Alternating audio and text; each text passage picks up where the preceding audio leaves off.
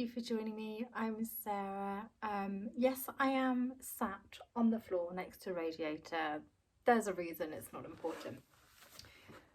So I've been involved in Pilates, yoga, dance, that kind of gig for a long time, and I love it. I love it.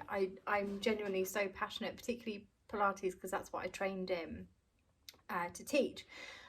And there are genuinely so many benefits for everybody. It's such a functional, brilliant movement method. And kind of my engagement with it, Pilates in particular, but kind of, you know, talking about the general Pilates yoga kind of area. My engagement with it has waxed and waned kind of over the years. Someone said that phrase recently, I can't think where. Someone said wax and waned, and I was like, love that. I'm going to use that more often. But yeah, it's kind of come and gone. And at the moment, I'm in another period of really focusing in on it. I'm trying to refresh my knowledge. I've dug out all my old kind of teaching textbooks. I'm doing a lot of practice myself at home, blah, blah, blah. And as part of that process, I'm therefore kind of researching. I'm looking at Pilates stuff on YouTube, on Pinterest, on Instagram, in my old books, whatever, various different kind of sources. And although the subject matter continues to be fascinating and engaging to me, the aesthetic of it is so boring. I'm going to kind of insert a little overlay here if I can, of like a little screen recording, but like, it's just, to be kind of broad stroke about it, it's just attractive, slim, seemingly kind of middle class white women in lycra. And you have to kind of really dig to find anything more diverse than that. That's not to say that it's not out there, because, you know, it absolutely is, and, you know, I have found examples of it, but broadly speaking, that's the kind of aesthetic. And, you know, it's just a bit boring, to be honest. And that's coming from someone who is a middle class, slim, white woman, often found in lycra. So if I'm kind of directly relatable to that aesthetic, and even I'm like, oh, then what does it mean if you're in a different body to that?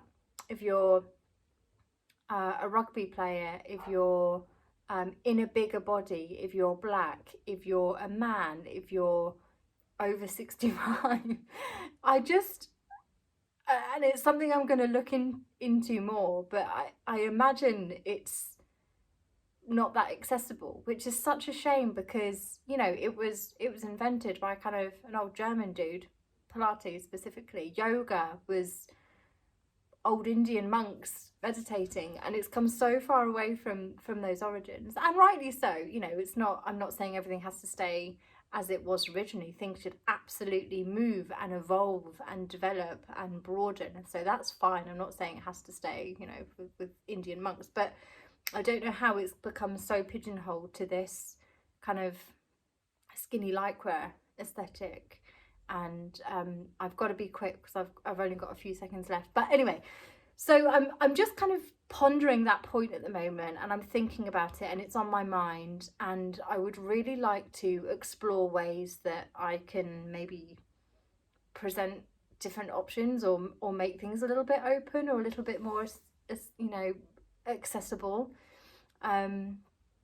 or a bit more relatable, because it is honestly so beneficial to everyone. You know, I could give so many examples of people that I've come across that could benefit just for some functional movements, some strengthening, some flexibility, some mobility, some stability. You know, the benefits are endless, and I think it could be a broader picture.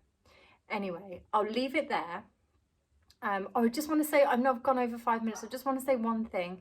There's absolutely no shade to any of those women.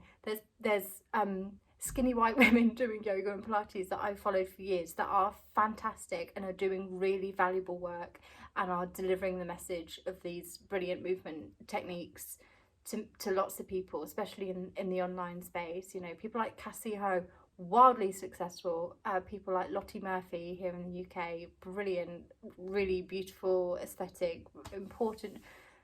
These women are amazing and they're doing really valuable work. No shade to them. It's more just the broader kind of industry and the aesthetic and I don't know, I guess the patriarchy or whatever. But like, I would like to explore ways of broadening that picture a little bit, which is a challenge because, like I said, I myself fit into that aesthetic. So how can I, from that place,